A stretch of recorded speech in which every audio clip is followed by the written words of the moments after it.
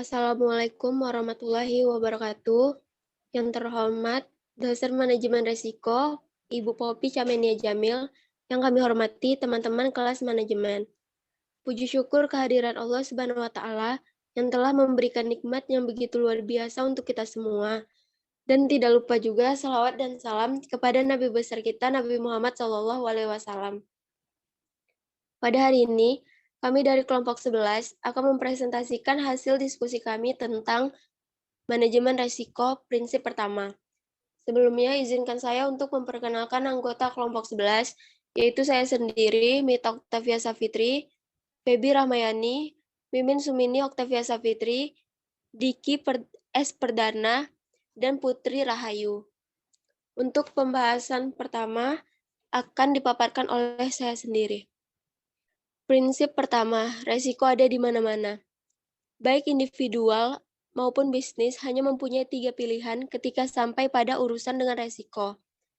Pilihan pertama, yaitu penolakan. Kita tidak mengakui bahwa resiko itu ada, dan kita mengharapkan agar resiko itu pergi. Di dalam dunia yang ideal, ini tindakan dan konsekuensi logis dan tak ada keheranan yang tidak menyenangkan. Pilihan kedua yaitu ketakutan. Kita mengambil dari arah yang berlawanan dan membiarkan keberadaan resiko untuk menentukan setiap aspek perilaku.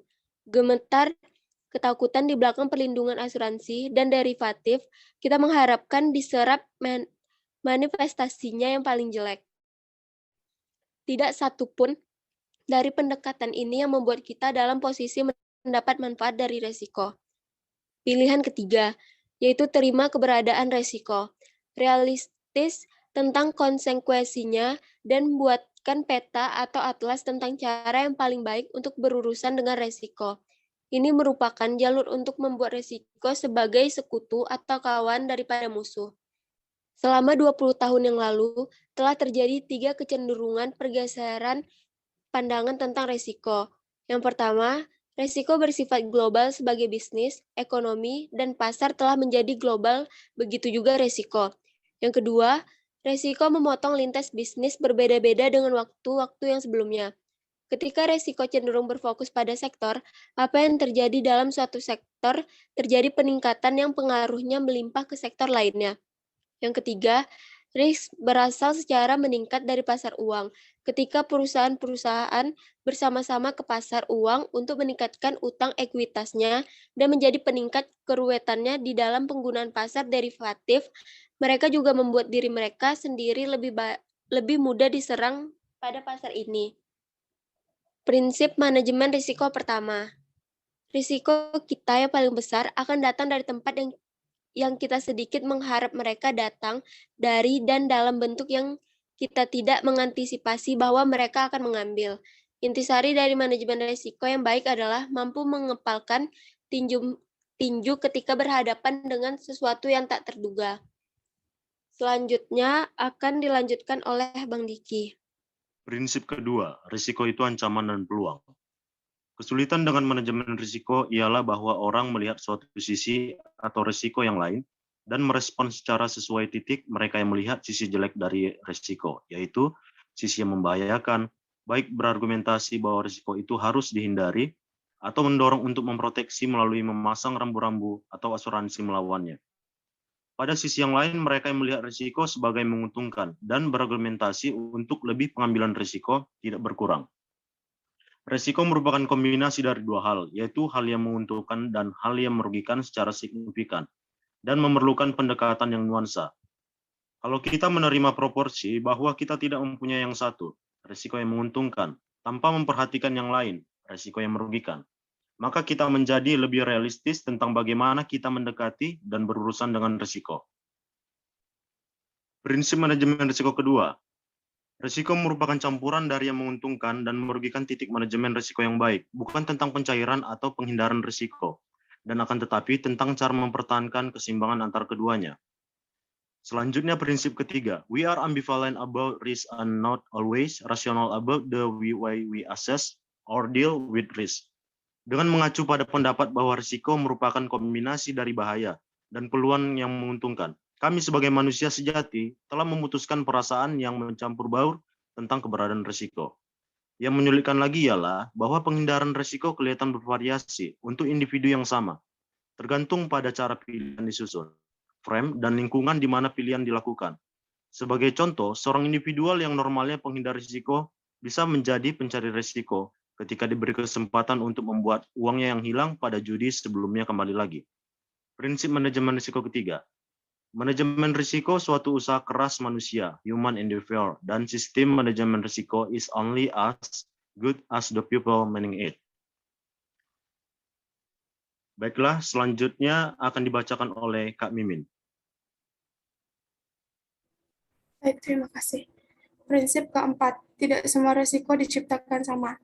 Risiko datang dari sumber-sumber yang berbeda, mengambil bentuk yang berbeda dan mempunyai konsekuensi yang berbeda, akan tetapi tidak semua risiko diciptakan sama. Ketika sampai pada cara risiko mempengaruhi nilai dan bagaimana risiko harus dikelola. Beberapa kategori dari risiko ialah sebagai berikut. Yang pertama, risiko kecil lawan risiko besar. Yang kedua, risiko simetris lawan yang tidak simetris. Yang ketiga, terus-terusan versus tidak terus-menerus. Prinsip manajemen risiko keempat, yaitu mengelola risiko dengan mengambil perspektif yang benar pada risiko dan tetap konsisten melalui proses menuju perspektif.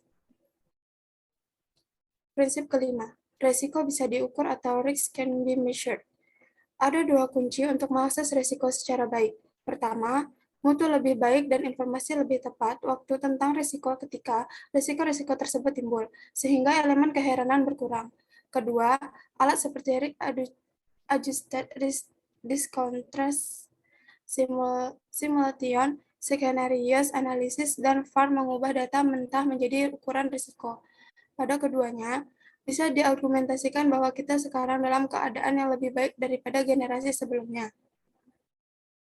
Prinsip manajemen risiko kelima yaitu untuk mengambil alat yang tepat untuk mengakses risiko. Kita harus paham bahwa when the cells share in common, apa yang mereka lakukan berbeda dengan bagaimana cara menggunakan hasil atau output dari setiap alat.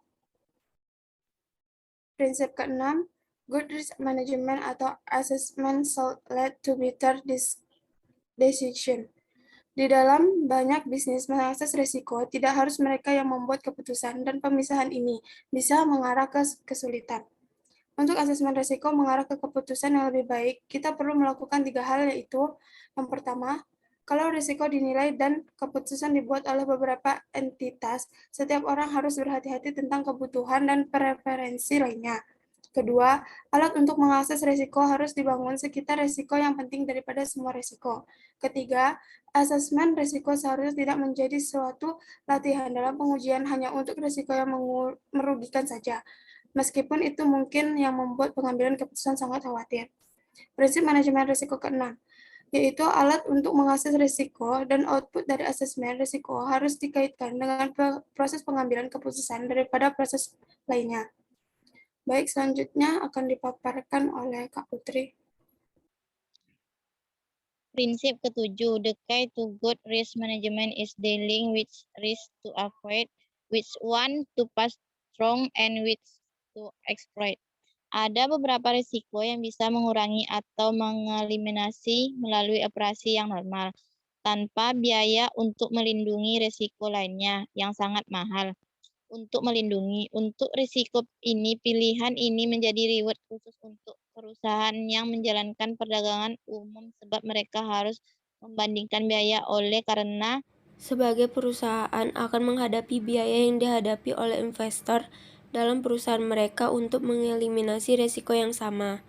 Perbandingan ini akan mengarahkan kita untuk menyimpulkan bahwa perusahaan yang menjalankan perdagangan umum biasanya lebih beruntung.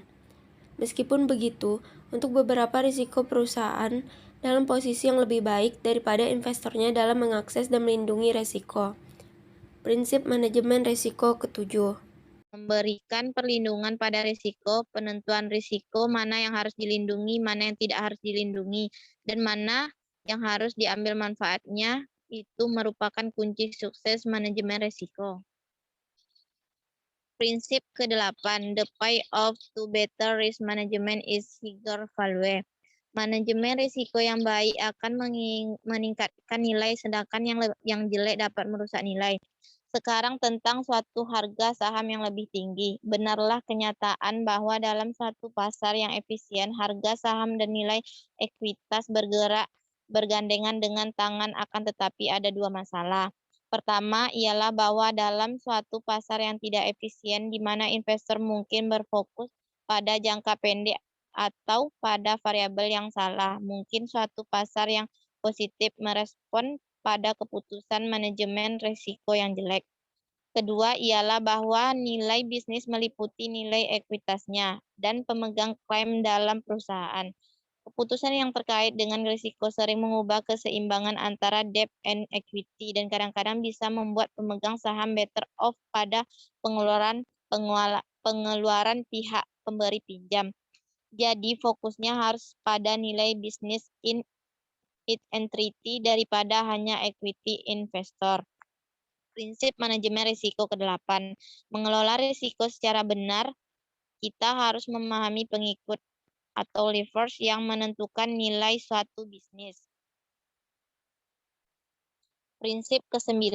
Risk management is part of everyone's job. Dalam mempertahankan definisi ini, manajemen risiko berfokus secara keseluruhan pada asesmen risiko dan pemberian rambu-rambu atau melindungi risiko. Banyak perusahaan mempunyai satu orang atau kelompok yang diberi tugas mengurusi manajemen risiko, diberi tanggung jawab yang primer untuk koordinasi dan mengelola risiko melalui organisasi.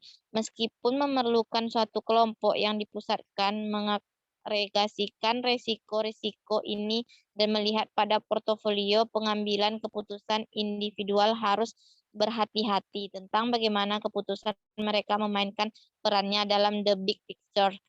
Prinsip manajemen risiko ke-9. Mengelola risiko secara baik merupakan inti utama praktik bisnis yang bagus dan merupakan tanggung jawab semua orang. Baiklah, slide selanjutnya akan dilanjutkan oleh Feby. Terima kasih. Selanjutnya prinsip ke-10. Successful risk taking organization do not get there by accidents. Perusahaan yang berhasil pada rencana manajemen risiko diorganisasikan secara tepat. Kita meletakkan some of the ingredients of the consistency successful risk taking organization. Yang pertama, alignment of interest. Tantangan setiap perusahaan, khususnya perusahaan besar yang melakukan perdagangan umum, bahwa pengambilan keputusan tersebar ke seluruh organisasi dan pengambilan keputusan yang berbeda mempunyai kepentingan yang berbeda. Yang kedua, good and timely information. Informasi merupakan pelumas untuk manajemen risiko yang baik. Jika bisa diberikan dalam waktu yang tepat kepada pengambilan keputusan yang diharapkan dengan risiko, mereka bisa membuat keputusan yang lebih baik. Yang ketiga, solid analysis. Informasi, meskipun handal dan tepat waktu, masih merupakan data. Data itu harus dianalisis dan disajikan dalam suatu cara yang memungkinkan membuat keputusan lebih baik. Yang keempat ada flexibility. Jika ada tema yang sama disumbang oleh seluruh pengambil risiko yang sukses, inilah bukti bahwa mereka fleksibel dalam respons terhadap perubahan. Yang kelima ada people. Manajemen risiko yang baik tergantung pada apakah mempunyai orang yang tepat ketika terjadi krisis. Prinsip manajemen risiko ke-10. Untuk berhasil pada manajemen risiko, kita harus menanamkannya dalam organisasi melalui struktur dan budayanya. Kesimpulan, manajemen risiko sebagai suatu disiplin telah involved unfriendly lintas wilayah fungsional yang berbeda. Di dalam keuangan, keasyikan telah terjadi dengan pengaruh risiko pada discount rate dan sedikit perhatian telah dilakukan pada the potential upside of risk sampai sekarang. Real options mewakili the first real attempt to bring in the potential profits of being exposed to risk. Di dalam praktiknya, manajemen risiko pada sebagian besar organisasi itu pecah dengan komunikasi sedikit antara mereka yang mengakses risiko dan mereka yang membuat keputusan berdasarkan pada tools risk assessment. Terima kasih. Baiklah, terima kasih. Mungkin itu saja yang dapat kami sampaikan, lebih dan kurang mohon maaf. Assalamualaikum warahmatullahi wabarakatuh.